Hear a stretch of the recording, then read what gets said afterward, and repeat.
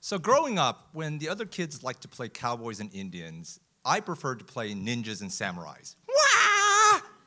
So perhaps it's not surprising that at the age of 29, I find myself outside of Tokyo, Japan, at a school of Japanese swordsmanship, waiting for my sword teacher to arrive. I'm what's called an uchi deshi. Uchi means house, deshi means student. I'm basically an apprentice to a Japanese master of the sword, who I respectfully refer to as sensei. And I'm also really nervous. I've only been training about a year.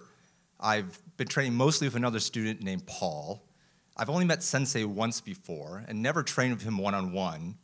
I've heard stories about uchi deshi literally being kicked out of their dojos on the first day if they displease their senseis.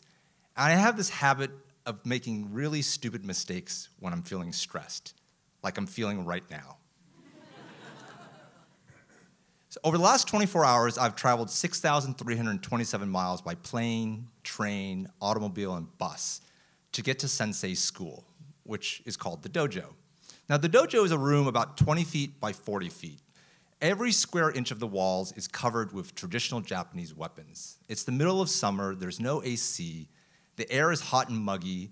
Underneath my bare feet, I can feel the wooden floor of the dojo, worn smooth by hundreds of students after thousands of hours of training. And I look around, and in with me are two other uchideshi, and they've been here for a lot longer, weeks, months. Suddenly, the door to the dojo opens. Sensei is here. He's a Japanese man in his 60s, 5'5". He feels about 10 feet tall to me. He's got a blue top on, black loose trousers. He walks in, and a shaft of sunlight breaks through a window and hits him from behind, and it looks like he's glowing. Oh! And I search Sensei's face for any sign of welcome, any acknowledgement that he's happy that I'm there, any indication that he's friendly. And there's nothing, nada, zilch. It's just a blank expression. Sensei walks over to one of the walls and pulls down a jo, which is this wooden stick about 4 feet long. And he motions for me to stand in front of him. And so I get up and I stand in the middle of the dojo. And suddenly, he swings the jo massively fast, blindingly fast on my feet, so I jump. And then continuing the arc, he swings at my head, and so I duck. And then he does it again and again, and I'm jumping and ducking, and this continues for 30 minutes.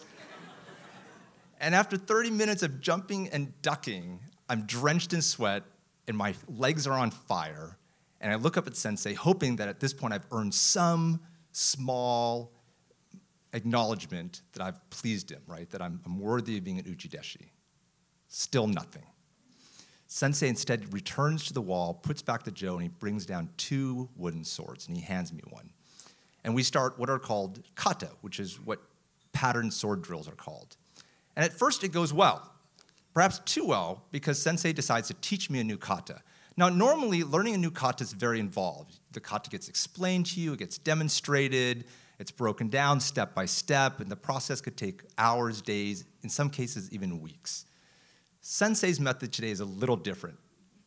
He just simply attacks me, and I have to defend myself, and that's how I'm going to learn the kata today. And it's not going well because Sensei starts making sounds. After what feels like an eternity of disappointed grunting from Sensei, he motions for me to sit down next to him, and so I do. And he turns to me, "Francis, who's been teaching you?" Sensei, "Paul's been teaching me?" "Paul is no teacher!" At this point, I feel like I've dishonored Paul, I've dishonored myself, I've dishonored the school I came from. Sensei's gonna show me the door, he's probably gonna banish me from the island of Japan. So I'm pretty distracted. Sensei returns to the wall, puts back his sword, and he brings down a bow, which is a 6-foot-long, 1-inch in diameter piece of wood. And I realized that we're about to do bow sword kata. Now, bow sword kata are particularly dangerous for whoever's on the sword side because the bow is both a longer, heavier, and bigger weapon than the sword. And in this case, it's also being wielded by somebody who's better and faster. And so we start the kata, bow versus sword, me on the sword side, and I feel like I'm holding a shish kebab skewer and I'm being attacked by a telephone pole. Out of the corner of my eye, I notice alarm on the faces of the other uchideshi. And that's when I realize that I'm zigging when I should be zagging, and Sensei is aiming a strike at my head, and instead of avoiding it or blocking it, I'm stepping directly into the path of his bow.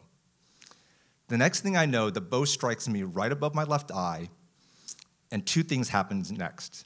First, my skull makes a sound on a scale of 1 to concussion is about an 11. Second, I decide it's a good time to involuntarily inspect the floor of the dojo, and so I do that. Sensei walks back to the wall calmly, again, not saying a word, puts the bow back and brings down a first aid kit. As I groggily come to, I realize that I'm lying on the floor of the dojo, that Sensei is bandaging my head, and that I'm staring at a pool of my own B-positive blood staining the beautiful floor of the dojo. And even in my half-catatonic state, I think to myself, well, if this is going to be my first, last, and only day as an uchideshi, at least I left my mark on the dojo. I look up, and to my surprise, Sensei is smiling at me. And he's looking at me kindly for the first time all day. And he says, Francis?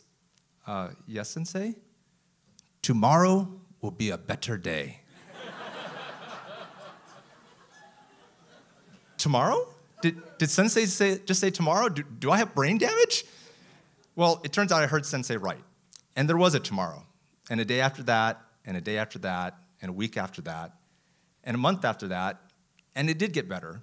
And eventually, years later, I actually became a sensei in my own right. And now I run a school in Silver Spring, Maryland, where I have 40 students and a dojo. But I still often think back to my first day as an uchideshi, to the mark it left on me, and to the mark I left on the dojo, which is still there 20 years later.